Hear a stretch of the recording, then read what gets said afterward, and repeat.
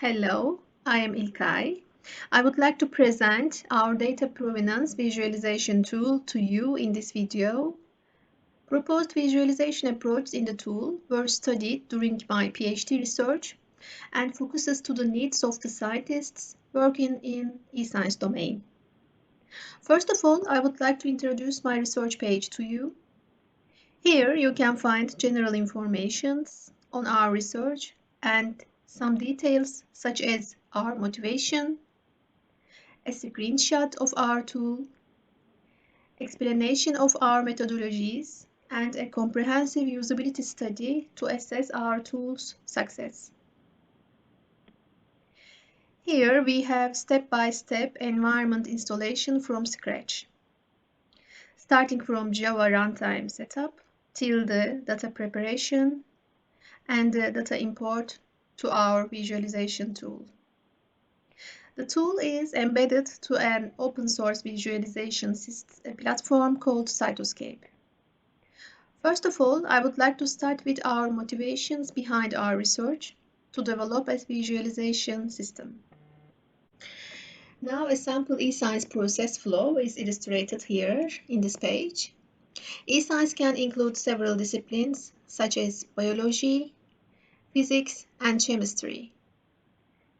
While any experiment is carried out in a digital environment, certain steps are followed, and after these steps, a product is finally created. This product can be a digital result, a picture, or a text file for several scientific practices. E-science workflows are usually processes that involve many steps and take lots of time to produce a product. In this slide, a sample workflow portal is shown as an example to enable scientists for generating scientific products from input data. The biggest problem encountered while carrying out these workflow processes is the unexpected or wrong results. The scientist should be able to analyze the execution to follow back on the steps to find out which steps are the ones affecting and generating those problematic or unexpected results.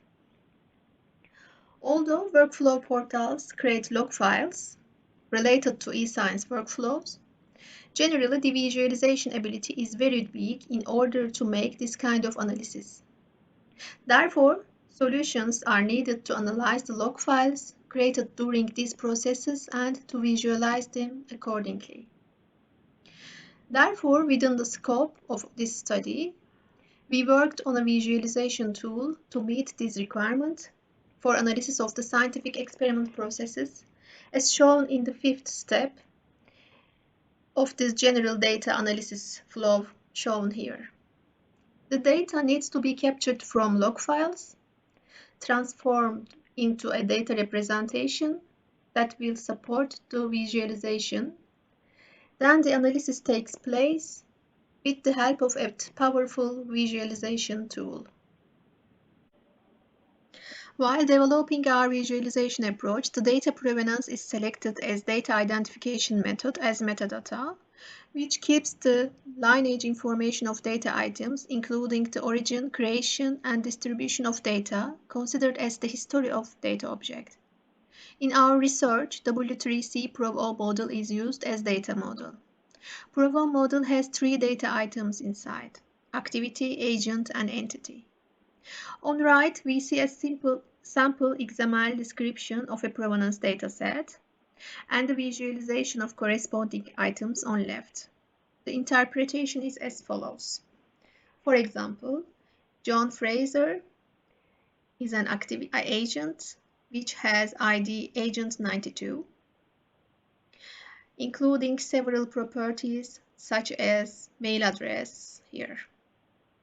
And these properties can be seen inside Node property window on left, which is part of our visualization tool. There is an association definition of agent 92, which is association 130 here, relates the agent 92 with an activity 131. Can be seen also from the visualization here. And the details of activity 131 defines the usage relation with a file entity here, and the details can be seen here in the description as well. Now I would like to have a quick demonstration on our visualization tool, including studied visualization approaches. I will proceed as follows. I will first explain the need for a visualization approach with a use case, and then jump into implementation of it in our tool after importing the suitable dataset, and I will demonstrate the usage. First, a common visualization functionality to support proposed approaches will be demonstrated. The use case left shows the requirement to visualize each provenance item respectively to ensure PROV-O model, and the right shows the need for the common features such as zoom in, zoom out, highlight, sort, and search. This is how the visualization tool is displayed. On left, we have our toolbox, including the basic utility functions and the proposed visualization techniques. On right, we have visualization frame to visualize our data items, such as entity, activity, and agent. And the properties are given in the information frame below. Here, we have an existing data as shown in the visualization frame. The activity, agent, and the entity items are visualized individually and uniquely here. From the toolbox, we can select utility functions such as searching for an item, activity, and entity-based sorting, and to see node properties in a dedicated window. Now I would like to introduce the proposed visualization solutions one by one, and to start with backward dependency querying. For each approach, I will be loading the suitable dataset to the tool to highlight the solution for each. In this requirement, the scientists run the scientific workflow and displays some unexpected or problematic results as output. Then scientists would like to analyze the root cause of the problem by analyzing the input or intermediate nodes causing that situation. By providing a backward dependency querying functionality, we address that visualization need directly. Our solution starts with the node selection, which can be one of these: agent, activity, and entity node, in order to query the related previous data items in its history. Let's jump to the tool now. First, we start with loading the dataset. Since the Cytoscape asks for edge and node files separately, we first transform the provenance dataset to edge and node values as preprocess. The sample datasets are given in the directory as seen in the research page's environment setup instructions. I will directly import the data from that specified directory for each proposed approach. First, I will load the edge values.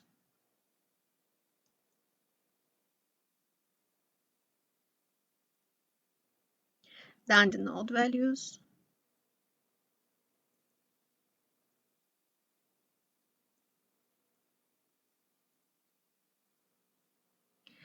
And to visualize data items uniquely, we apply our PROV-O style on top of the dataset.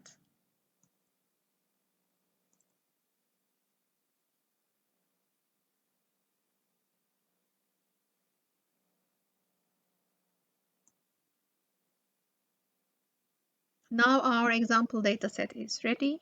Now we can check a backward dependency query, for example, for entity 6. When we select a node, we can confirm this by having a node property window for this node, and also we see this in the information frame below. Now we can activate the function. By activating the function now, we see the dependency or history of the entity 6. Now we see this entity 6 is derived from entity 1, and entity 1 is derived from entity 22. and we can also display corresponding agent and activity values. In our second requirement, the scientist runs the workflow twice, and each generates provenance data accordingly. The first data was obtained from the first execution, and the second was obtained from the second execution of same workflow. But the results obtained from the executions are different. The scientist is trying to understand the reason behind. In our solution, in order to compare these two graphs, we first import the graphs separately to our tool and compare graphs using one of the proposed approaches, DCA label or DCA probe. With the first mode, just label and type values considered, while the second mode checks each node property in detail. Hence, we enable the user to define weight and threshold values for this check. Let's look at the tool for graph comparison. Similar to the first approach, I have loaded the sample dataset for each graph from the specified directory. From the comparison data directory, H1 node 1 and H2 node 2. And I have applied the provenance visualization style on top of it. At first glance, the graph nodes seem similar to each other, and let's compare them. We will activate the comparison using the comparison toolbox on left. First, we will use the DCA label check by not checking the property box. Then we compare now. After the execution, we see the similar nodes in green and different nodes in red color. We can directly see the type difference of the red ones. For example, we see there is an entity in red color and there is an agent type in red color, which are not similar. And again, we see an agent data type in red color on right, and the corresponding different node is in activity type. By having these, we can directly see the difference in data type. Now we can activate DCA probes mode by checking the box here, include all properties to comparison. In the second mode, we will consider with the edge and node properties in the comparison process according to their weight values. Solution provides a comprehensive comparison by taking the properties into account. The threshold for the similarity decision and the minimum threshold to define the minimum similarity value for the node pairs to be included to the similarity process are enabled in this mode. First, we can keep the default values and run the comparison.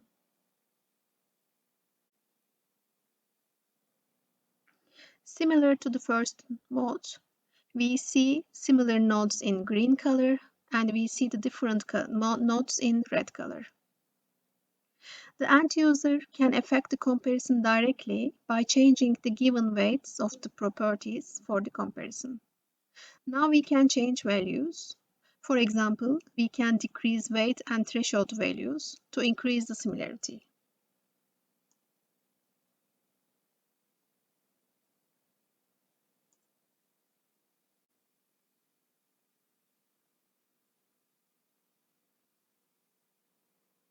After the second comparison, we can see the increase on the green node count in order to indicate the similarity of these two graphs. As you can see, these are the values which are directly used for the comparison, and to involve the user to the visualization process, we provide all the configurations to the user.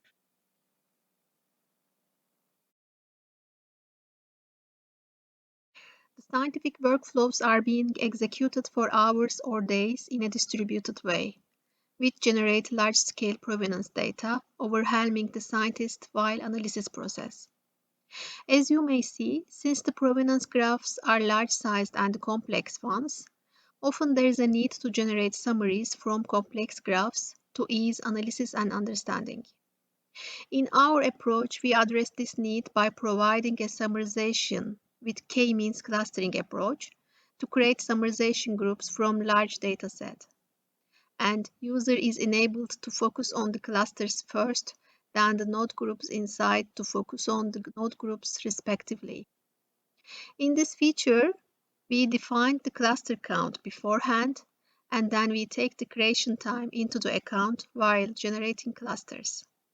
Let's see the clustering functionality in our toolbox. I have imported the agent node data from the sample dataset, similar to the previous ones. We have summarization part in our toolbox in order to provide this functionality. We can define the cluster count here and start clustering. Now we can have clusters as summarization. Then we can directly focus on one cluster and click on it. By doing this, we can see the nodes of this cluster and observe the properties respectively.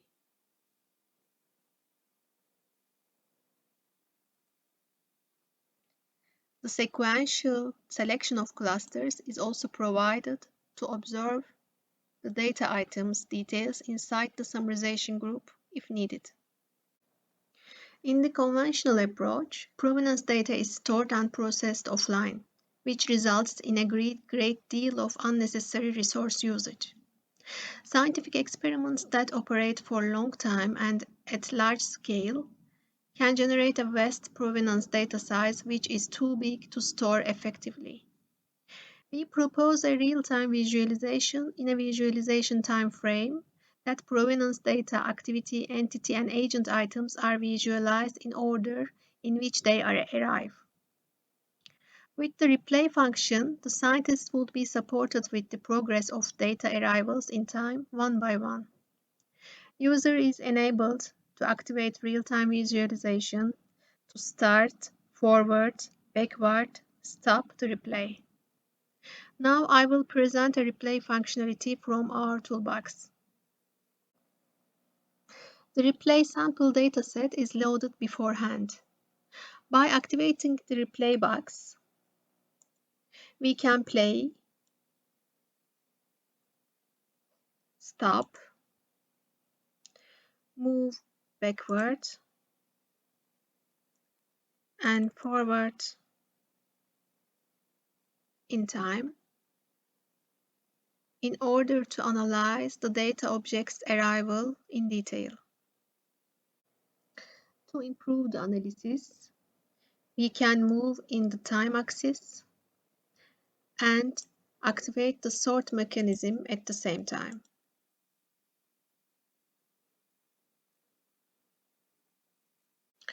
While finishing my video, I would like to add that you can access my references and my publications during my research from the tabs inside my research page. I would like to thank you for your time and interest so far. Further questions and comments are always welcome. My contact details will be given in the video description part, besides my research page and GitHub codebase details. Thank you.